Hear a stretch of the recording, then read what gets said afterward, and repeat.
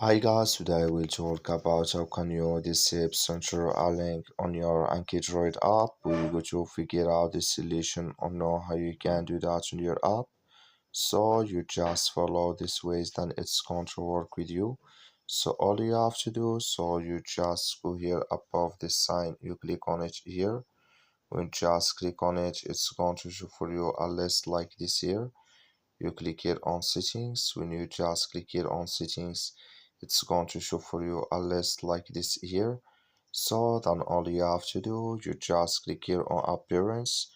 When you just click here on appearance, it's going to take you to this list. It's going to show for you like this. You go down, come here to center a link here. Just click in this sign or this color, like you see color, it's gone. As me here center a link, disable with us now.